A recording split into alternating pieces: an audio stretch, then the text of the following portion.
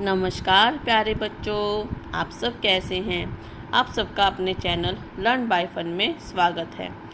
आज की इस वीडियो में हम ज्ञान प्रवाह के पाठ नंबर 17 यक्ष के प्रश्न पार्ट 2 की शुरुआत करेंगे।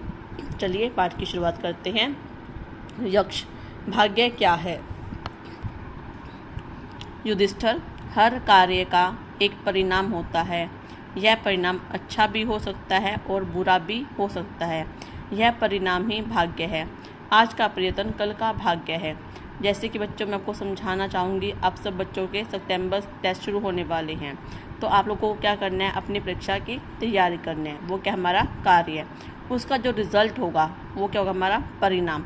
यह परिणाम अच्छा भी हो सकता है और बुरा भी। अगर आप लोगों ने मेहनत की है तो उसका परिणाम अच्छा होगा। अगर आपने समय व्यर्थ करवा दिया है, कोई मेहनत नहीं की है, तो आपका परिणाम बुरा होगा, आपका रिजल्ट बुरा आएगा। तो यह परिणाम ही हमारा भाग्य है। आज का प्रयत्न कल का भाग्य। अगर हम आज मेहनत करेंगे तो हमारा भविष्य सुधर जाएगा, हमारा भविष्य अच्छा होगा। यक्ष, सुख और शांति का रहस्य क्या है। रहस्य मतलब भेद।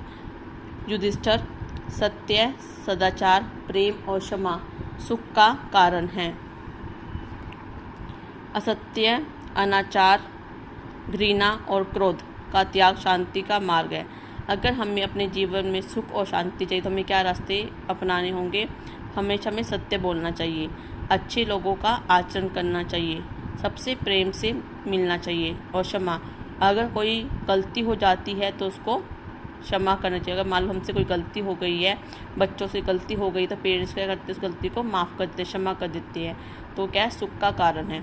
बच्चों, जब हम सच बोलते रहेंगे तो हमें कोई भी पछतावा नहीं होगा। अगर हम बात के लिए झूठ बोलते हैं, हर बात के लिए छिपाते हैं, झूठ का सहारा लेते हैं, तो वो झूठ एक ना एक दिन पकड़ा जाएगा। तो हमें इस बात का हमेशा डर बना रहेगा कि कोई हमारा झूठ पकड़ ना ले, तो हमें कभी भी शांति प्राप्त नहीं हो सकती, सुख प्राप्त नहीं हो सकता।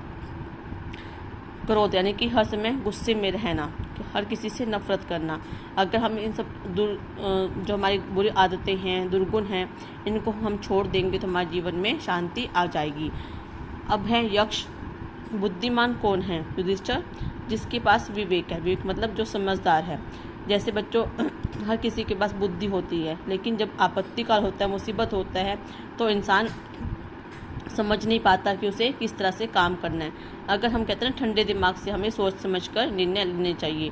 जो बुद्धिमान होगा वही व्यक्ति जिसके पास विवेक यानी कि जो समझदारी से काम लेगा, जो जीवन में विपरीत परिस्थितियां आने पर भी घबराएगा नहीं, समझदारी से काम लेगा यानी विवेक से काम लेगा। वो कौन होगा, बुद्धिमान।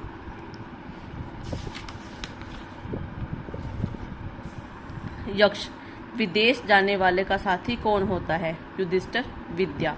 विदेश मतलब कि जब हम कोई पढ़ने के लिए बाहर जाते हैं या नौकरी करने के लिए बाहर जाते हैं, तो हमारा वहाँ पे साथी कौन होता है। अर्थात हमें वहाँ पे जानने वाला कोई नहीं होता, हमारा परिवार का कोई साथी संबंधी नहीं होता, कोई परिवार का सदस्य नहीं होता, तो हमारा साथी वहाँ पे कौन होता है, विद्या अर्थात हमारा ज्ञान। यक्ष, धर्म से बढ़कर संसार में और क्या है। युधिष्ठिर कहते हैं दया।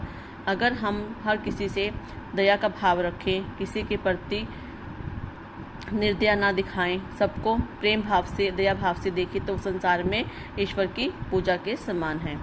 यक्ष, खेती करने वालों के लिए कौन सी वस्तु श्रेष्ठ है। युधिष्ठिर कहते हैं वर्षा, क्योंकि वर्षा के ऊपर हमारी खेती डिपेंड करती है कि हमारी खेती अच्छी होगी या नहीं। यक्ष, बिखेरने के लिए क्या सर्वश्रेष्ठ है। युधिष्ठिर कहते हैं बीज। अगर आप कहीं भी जाते हो और आपके पास बीज है तो बिखेरना मतलब, बीज का मतलब क्या है कि यहाँ पे हमें एक मतलब विशेष अर्थ में समझाया गया है। जो एक विशेष व्यक्ति होता है जिसके अंदर सब अच्छे गुण होते हैं, तो वो अपनी अच्छाई के गुणों को हर जगह बिखेरता जाता है। तो बिखेरने के लिए क्या सर्वश्रेष्ठ है, बीज यानी कि हमारे उत्तम कर्म, हमारे अच्छे गुण। यक्ष, इस संसार में सबसे बड़ा आश्चर्य क्या है। युधिष्ठिर कहते हैं रोज हजारों लाखों लोग मरते हैं, फिर भी सभी को हमेशा जीते रहने की इच्छा होती है। इससे बड़ा आश्चर्य क्या हो सकता है। बच्चों, हम सब जानते हैं कि जो व्यक्ति जन्म लेता है वो एक ना एक दिन मर जाता है, कोई भी अमर नहीं है। फिर भी लोग जानते हैं कि एक ना दिन हमें मरना है, लेकिन वो फिर भी सबसे ज़्यादा से ज़्यादा जीने की इच्छा रखते हैं। तो ये सबसे बड़े आश्चर्य की बात है, हैरानी की बात है। इसी तरह युधिष्ठिर ने यक्ष के सभी प्रश्नों के बिल्कुल ठीक ठाक उत्तर दिए। अंत में यक्ष बोला, हे युधिष्ठिर, मैं तुम्हारी बुद्धि और धैर्य से बहुत प्रसन्न हूँ। मैं तुम्हारे किसी एक भाई को फिर से जीवित कर सकता हूँ। बताओ, तुम किसे जीवित करवाना चाहते हो? युधिष्ठिर ने पल भर सोचा। पल भर मतलब थोड़ी देर के लिए, कुछ क्षण सोचा। उन्हें तो चारों भाई प्रिय थे, किसी एक को कैसे चुनते? कुछ सोचकर उन्होंने कहा, मेरे छोटे भाई नकुल को जीवित कर दीजिए। जैसे ही युधिष्ठिर ने यह बात कही, उनके सामने यक्ष प्रकट हो गया। यक्ष ने पूछा, युधिष्ठिर, 10,000 हाथियों के बल वाले भीम को छोड़कर तुमने नकुल को क्यों चुना? युधिष्ठिर ने कहा, हे यक्ष, मेरी 2 माताएं हैं। बच्चों, माताओं का क्या नाम है? कुंती और माद्री। माता का पुत्र तो मैं ही हूँ, अर्थात कुंती माता का पुत्र कौन है? युधिष्ठिर।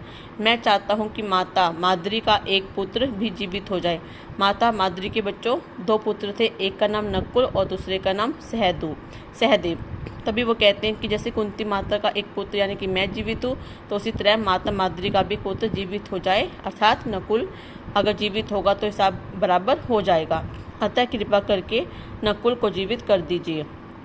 यक्ष ने कहा, हे युधिष्ठिर, तुम सचमुच हमेशा सही कार्य करते हो, तुम्हारे अंदर कोई छल कपट नहीं है, इसलिए मैं तुम्हारे चारों भाइयों को जीवित करता हूँ। यक्ष ने आगे कहा, हे युधिष्ठिर, मैं तुम्हें आशीर्वाद देता हूँ कि कौरवों के साथ युद्ध में तुम्हारी ही विजय होगी, क्योंकि तुम हमेशा सत्य के रास्ते पर चलते हो। इतना कहकर यक्ष चले गए। बच्चों, ये थी हमारी आज की वीडियो, जिसमें हमने यक्ष के प्रश्न पार्ट 2 का अध्ययन किया। बच्चों, आपको आज की वीडियो कैसी लगी, प्लीज़ मुझे कमेंट सेक्शन में लिखकर ज़रूर बताइएगा। और मैं आपसे माफ़ी चाहती हूँ कि मैंने इतने दिनों के बाद वीडियो डाली, क्योंकि मुझे कुछ हेल्थ इशू हो गया था, इस वजह से मैं वीडियो नहीं डाल पाई। धन्यवाद।